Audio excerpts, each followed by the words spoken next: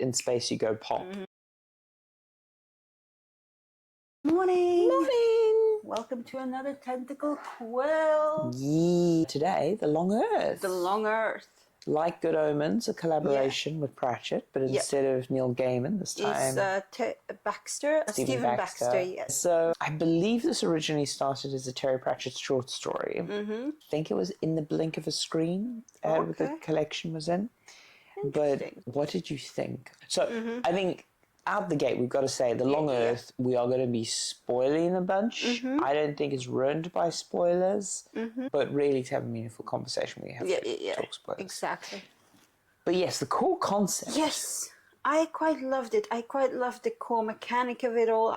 I loved how well it was thought out. The main character, Joshua, is just really compelling. He has so many flaws, but he's so likable. Such an interesting character. Yeah, very much so. But I mean... between him and Lobsang, he's got that mindset, that sense of right and wrong, that very much set to it attitude. Yes. But yeah, the core concept of this book is taking quantum theory and taking like the multiple worlds thing and basically going, what if you could just step to the next world? Yes. And I think it's very in fairy tale. Yeah. You know, there's lots of talk of trolls and elves and all this and getting lost and Irish tradition of stepping, you know, stepping a jig and all that. So this core concept of there's an infinity of Earths. Yes, indeed. And every time you step either east or west, you are just stepping on a probability tree. Indeed, indeed. So basically, like, you have these chain of Earths and it's goes east and west. And only like the core Earth actually has humans on it. Yes, that one's called Datum Earth. Datum Earth. Where's datum from? I did look it up. It is the correct term for it, but I can't remember You can't remember the etymology? Yeah, no. Editor Ducky will put it up here. Okay.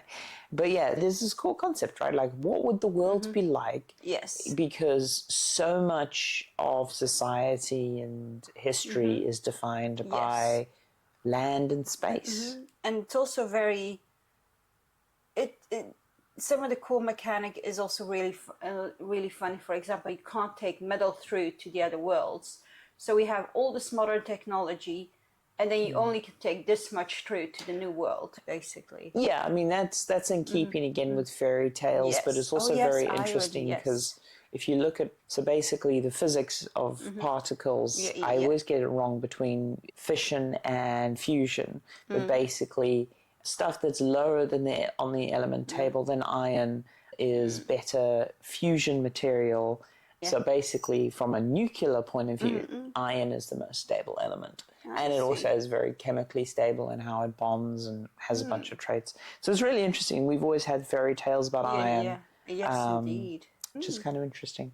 But yeah, I think it's more about, like, you know, the fact that the world has not got scarcity anymore. Nope. It's just, like, one of the original stories is about a guy using these parallel Earths to go do the gold rush in California. And it's like such small brain thinking. It's like one of the only reasons gold is valuable is scarcity. And it's like, well, there's no scarcity anymore. No, it's such a cool concept because there's also, at one point in the book, it's mentioned, we now have enough Earths to provide everyone with an acceptable standard of living just by hunting, gathering. Why would we move on to agriculture? Yeah, and there's some really interesting takes in that. And I think this is definitely more of Stephen Baxter's writing, because from my understanding, he's got more of an academic background. And more of a sci-fi background as well. But in specifically in sociology stuff. Okay, cool. Is my understanding, if I recall. And yeah, there's a lot of things about, like, you know, we developed agriculture because of calorie needs, but agriculture leads to society, leads to eventually building rocket ships and going into space, you know? But if you no longer have a need for agriculture or no longer a need for concentration of humans, in theory, you could lose society. Indeed. Which is an interesting thing they start to tap into in the books. Yeah, they do, but it's also... because there's a few things that are kind of left unexplored in the book as well. Yeah, it's explored in later books. I wouldn't recommend it. Okay. But yeah, so there's a lot of like caveats and mechanics to the long Earth. This core concept, honestly, I think you could write so many books on it, and I think it's such a good premise. Like we've always had like falling down the rabbit hole. We've had like traveling to new planets, isekais, all this kind of stuff. Dimensions, all of that stuff. This is the first time I've seen this concept of a long Earth. Yes. And I love it. I really love the idea as well, because of the inbuilt limitations. There's going to be people who can step very long. There's people who can step a few steps. There's even people mentioned who cannot step at all. And there's a bell curve of natural steppers all the way to phobics. Yes. And then most people in the middle. So that natural bell curve we see in nature all the time. Honestly, that concept as it's developed later in the series is probably my least favorite, especially in the later books when Pratchett's influence is less, because I think the last book or the last two books were published after he died, and because he was fighting a degenerative brain condition at the time, his contribution over the course of the series became less and less. And what happens with that concept and the eugenicsy nature of it, it just kind of goes against a lot of what Pratchett's written in his other books and feels very Baxter to me, and I'm very unhappy with where they take that concept. But the fundamental concept of, stepping and its rules, I fucking love. I love it too, but we kind of touched upon something with the collaborative nature of this writing, because, for example, I also read Good Omens, which was Terry Pratchett and Neil Gaiman, and I felt there was a lot more kind of intermingling, they're in sync.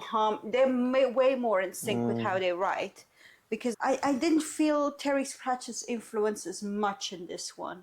Oh no, it's strong, but the problem is that, so I think this is a problem of how they write. Now, I don't know Stephen Baxter's writing style well enough, I haven't. But I know Pratchett's writing style, and I know that his typical writing style is he would write scenes that he liked, and he would sort of loosely interconnect them, and he would go back and work on them, and he would craft really good scene work, and he would eventually try to find how all of these scenes fitted together.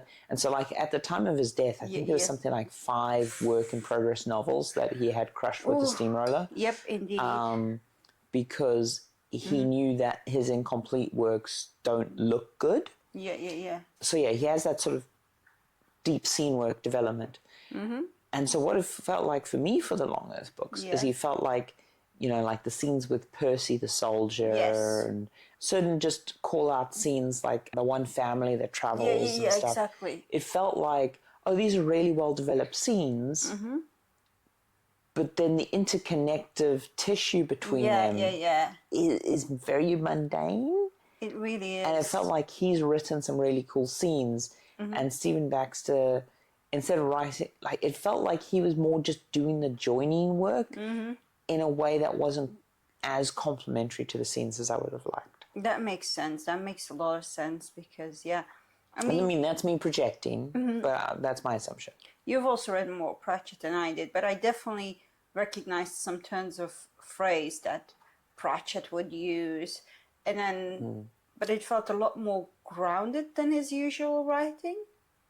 No, it depends on what you like. If you're reading something like Nation or Dodger or one of his stuff that's not fantasy, I think you will get more grounded stuff. But like Lobsang and the Tibetan bicycle repairman, or just like the way that the nuns are talked about in the orphanage is like very peak Pratchett. That is true, actually. That is true. Like, I think Joshua is a very Pratchett character as well. Yeah, I think that's always kind of been his strength, is his character work and his, delighting in the mundane. What he did for the fantasy genre was mostly everyone was writing about epic quests and everything, and he was like, Yeah, I'm going to talk, like his first books in the Discord series are about the useless wizard. Yeah, I love him. And Rincewind. Perfect. And the thing is that, like, I think that really actually shows his style quite well in the sense of he's almost more of a short story writer, because he clearly has written a couple of scenes and he actually battles to join them together, and he has these sort of hard cuts. Whereas later in the Discord series, they're sort of better interlinked in how he weaves the stuff together. He doesn't so much write an A and a B plot, he more writes really cool shit that he then sort of grows and feeds and gardens until the connective tissue comes together. Yeah, that makes sense, because if you're not doing that work, it's gonna feel like this book, I guess. And I feel like Gaiman does a similar thing in his work, where he has really cool characters rather than cool scenes. And again, this is my interpretation, but I get the vibe that Gaiman is someone who sort of lets his characters grow the plot in the book. Whereas Baxter's writing style, and I'll be frank, the vast majority of writing styles, I think, are people who are more, I've written down a structure of a book, or I've written through a linear narrative or whatever.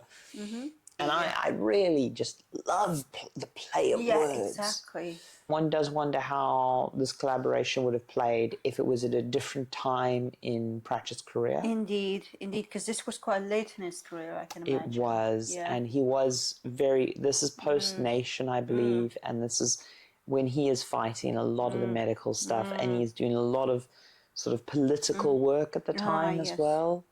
Long Earth, collaborative writing is hard, it's interesting. Indeed. And it's tough to take these two styles, I think, and mix it. And I very much got the sense that, like, Baxter was doing the heavy lifting, and especially as you go on in the series, he's doing more of the heavy lifting. Yes.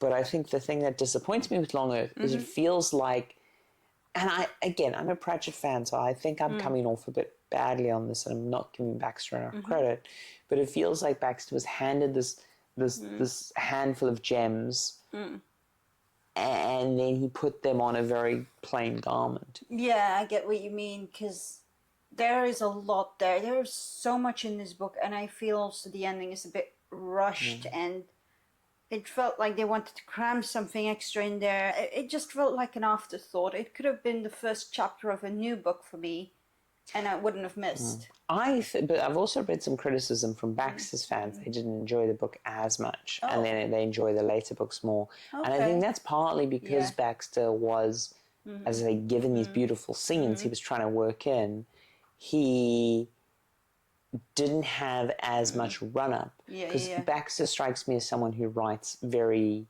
high-concept stuff in the sense of, like, the sociology stuff and the first person singular at the end of the book feels very Baxter. Yes, it's a very high sci-fi concept, basically. But it just didn't feel like it was worked up to. Yeah, that's sad, because there was some really vague foreshadowing.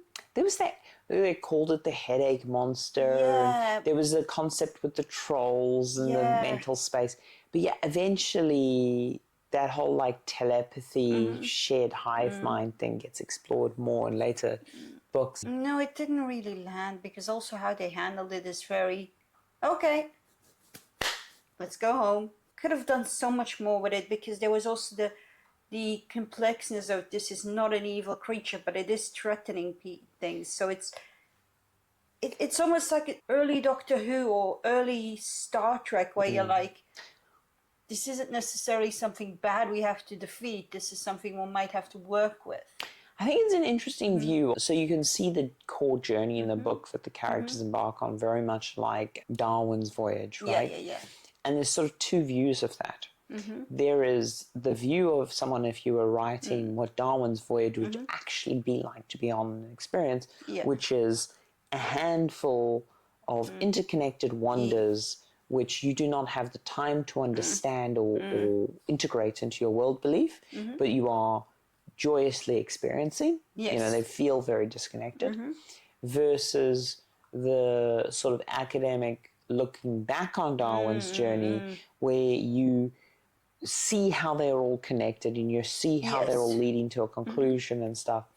And I feel like the first type is more interesting to read because it's marvelous. Yeah, exactly. You're experiencing the joy, you're there, you're present.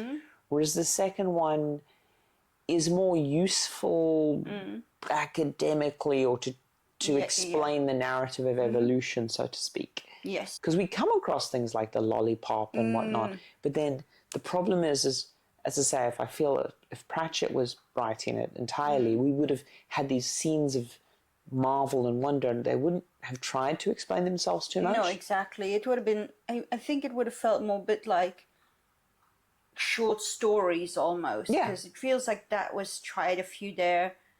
And yeah, but there was some absolute gems in this book as well. So yeah, that's the thing. It would have also been really fun not to have the whole monster explained until maybe the next book or something. I do believe when like you come across something that is as massive as first person singular and being able to understand it in a few pages diminishes its mystery and wonder. It really did, and there was sometimes where the descriptions got a bit too weird for me, like where I couldn't follow what was actually going on.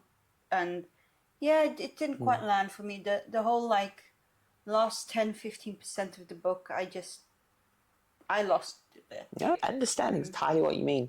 Because that's the other thing is like the Lobsang character, such an interesting character that I think is reduced because of his lack of limitation. The character itself is very likable. It's very, oh yeah, he has an ego. Oh yes, some creatures think he's God and all that, and it's just, it can be really funny to work with, but at the same time, it just didn't feel like there was much at stake for Lobsang. And at the end, they tried to play up that, like, it was an actual danger for Lobsang. And it's like, yeah, but there's like 5 backups on the ship alone. Yeah, no, and I think what they were going for was the sort of death of consciousness that happens, you know, like when we go to sleep, or if there's a situation where there was a clone of you from a specific moment and that clone died, or the I can see the concepts that were being played with there. Emotionally, they didn't resonate. They didn't feel like Lobsang had lost anything at the end of the book. Exactly. As you said, it didn't feel like he was at risk.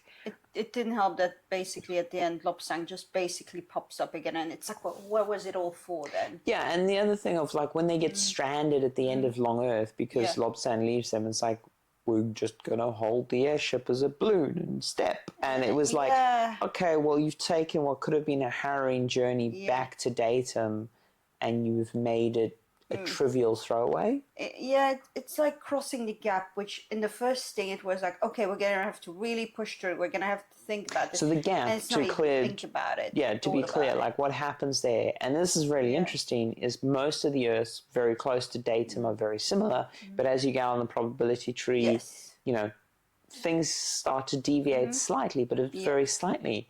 But the truth is, Earth's had a few near misses with meteors.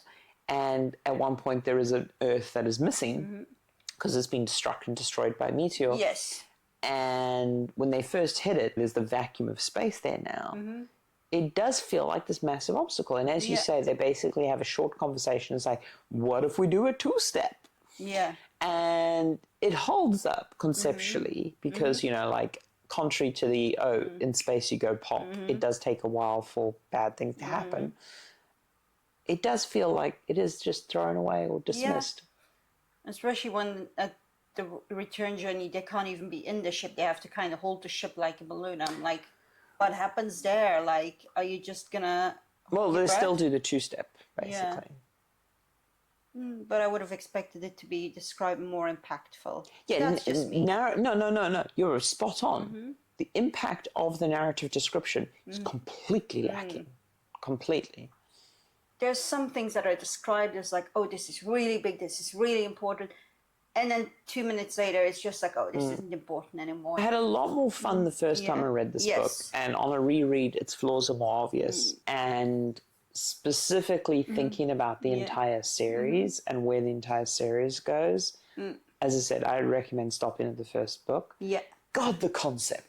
The concept is so good, and there's amazing scenes in there. It is the really whole good. like World War One soldier stepping into the peaceful world. There are some amazing. The baby being born. Oh yes, the beginning is such a pull in. It's so well done. But anyway, that's basically all we wanted to say today. Yeah, and I don't want to come off as too negative on it. It is a really interesting read.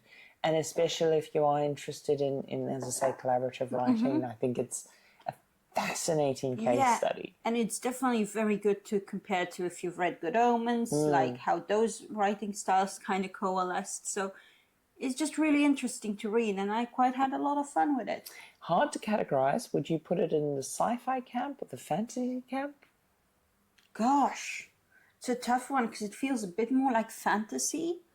But then it feels like a fantasy and a sci-fi author are collaborating together. It really does, because like the technology is there, but it's like the airship in Final Fantasy kind of technology, you know? Yeah, I know what you mean. But it's an interesting book. And if you give it a try, let us know what you think, or suggest some other books that you think we should really have a look at. Yeah, and again, comment below, reach out to us on Twitter or whatever. It would be good to know. We're thinking about changing some things. What you like, what you don't like, let us know. Have a great day. Have a great day. Bye. Don't trip over the cat. Oops.